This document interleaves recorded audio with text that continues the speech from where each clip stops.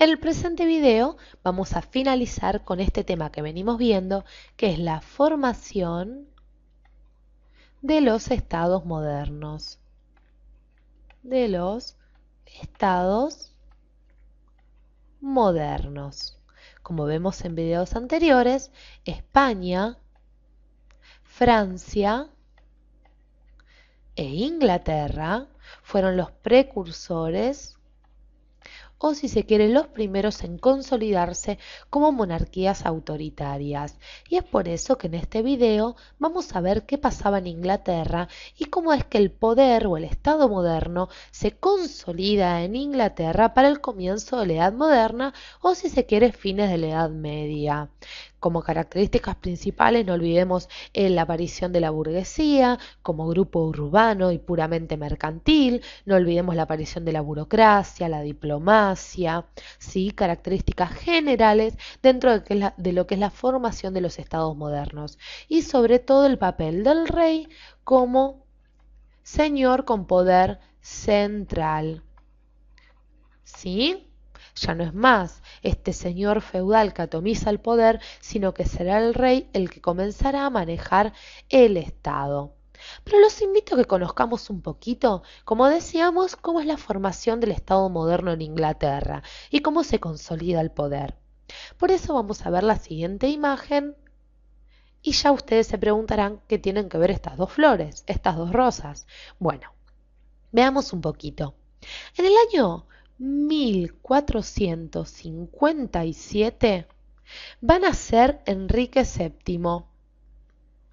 Enrique VII, que fue rey de Inglaterra y fundador de la dinastía Tudor. Dinastía Tudor, una de las dinastías más importantes que hubo en la historia mundial. De hecho, hay muchas películas que muestran la historia de esta dinastía tan interesante. La historia de cómo Enrique VII llega al poder también es muy interesante. Todo se va a iniciar cuando comienza lo que se denomina la Guerra de las Rosas. La Guerra de las Dos Rosas. ¿Y qué queremos decir con la Guerra de las Dos Rosas? La Guerra de las Dos Rosas fue una especie de mini guerra civil, enfrentamiento entre dos familias muy importantes de aquel entonces. Enfrentamiento entre dos familias. ¿Qué van a ser? Los que eran de la casa de Lancaster versus o contra los de la casa de York.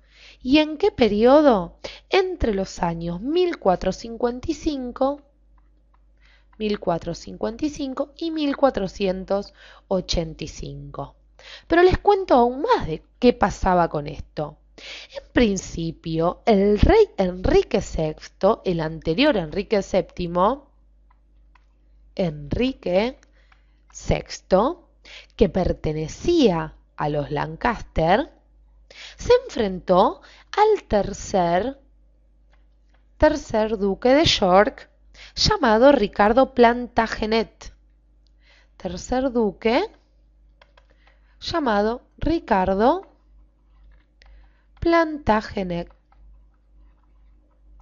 ¿Sí? El primer enfrentamiento se hará entonces entre Enrique VI y este tercer duque llamado Ricardo Plantagenet.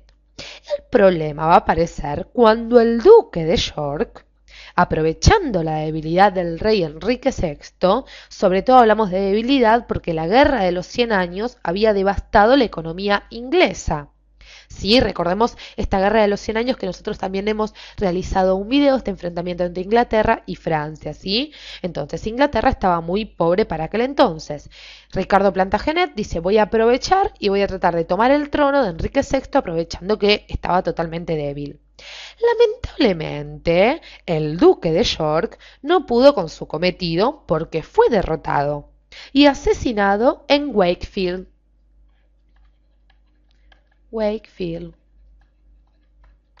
Entonces Ricardo no tuvo mucha suerte, no pudo sacarle el trono a Enrique VI.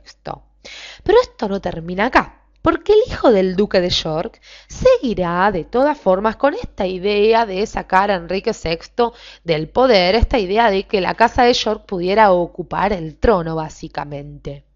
Y en 1483, los enfrentamientos comienzan a originar, si se quiere, o a gestar entre las dos familias inglesas más que nunca. Los Lancaster buscaron, si se quiere, poner en el poder a Enrique Tudor, ¿sí? Pero es recién, luego de la derrota de Ricardo III, líder de los York, como vemos, cuando Enrique VII se convierte en rey. Y vamos a ver ya a Enrique VII, sucesor de Enrique VI. Enrique VII, uno de los reyes más importantes para la consolidación de los estados modernos. Entonces, Enrique VII, decíamos, se convierte en rey. Y un dato casi gracioso es que Enrique VII se casa con la hija de Eduardo IV. ¿Y quién es la hija de Eduardo IV? Isabel de York. Es decir, se casa con la hija de el enemigo o la casa enemiga de toda la vida. Se casa con Isabel de York. A nosotros nos puede parecer gracioso, imagínense, pobre Enrique VII, quizás estaba muy enamorado y no le importaba esta cuestión de que sean una especie de Romeo y Julieta, si se quiere. Y es así, en este momento, como las dos casas, tanto la de Lancaster como la de York, se logran unir y también se logra la hegemonía de la monarquía inglesa. Entonces podemos poner, como dato no menor, que gracias a esto, las dos casas, es decir, las dos familias, se unen y se logra la hegemonía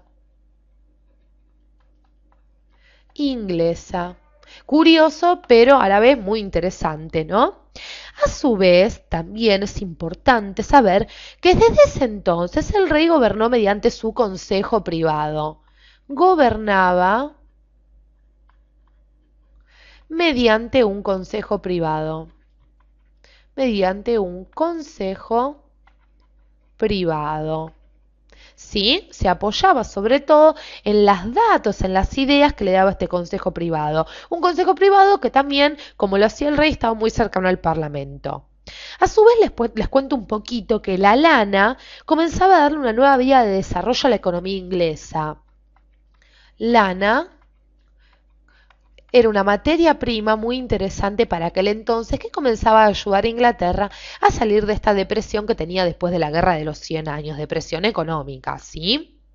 Así como sucedió con Francia y España, la monarquía autoritaria de Inglaterra, ¿sí?, cambió para siempre la historia de este estado.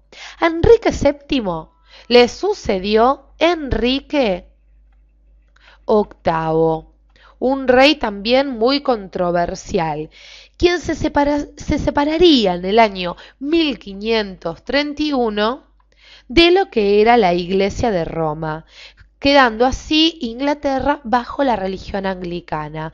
Este es un tema que veremos en los videos propios de la Reforma Católica. Pero quiero comentarles que también Inglaterra posteriormente se convertiría en un estado absolutista con el reinado de Isabel I entre 1558 y 1603.